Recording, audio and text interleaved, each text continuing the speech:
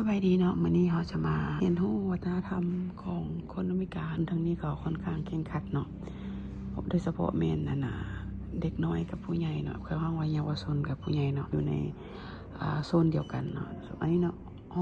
องอันนี้เป็นห้องสมุดเนาะอยู่แถวในเมืองเขาเช่นว่าช่วงนี้จะบ่ค่อยมีคนเนาะเพราะมื้อนี้เป็นมื้อเฮ็ดเวียกแล้วก็นักเรียนก็เข้าโรงเรียน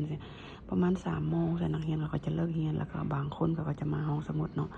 แล้วก็เขาจะมีป้ายบอกว่าหลังจาก 3 โมงเนาะก็คือแม่นคนที่อายุหลายกว่า18 ปีเนาะบ่ให้อยู่โซนนี้เนาะก็คือให้ลงไปทั้งลุมที่มีโซนผู้ใหญ่อยู่เนาะว่าโซนทางนี้น่าจะมีนักเรียนเขามาแล้วเขาจะมาเรียนมาอ่าน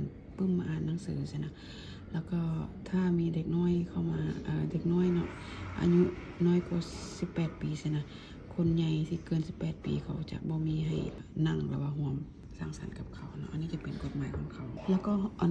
ส่วนสนุกคือกันเนาะเขาว่าให้ผู้ใหญ่เข้าเนาะก็คือถ้าเห็นผู้ใหญ่เข้าโดยที่บ่มีลูกน้อยอยู่นำเนาะก็คือเขาจะ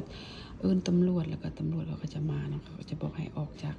ส่วนสนุกก็จะเป็นกฎหมายเนาะหลักๆแล้วก็ทุกคนฮู้ดีเนาะในอเมริกาเนาะเขาจะบ่ให้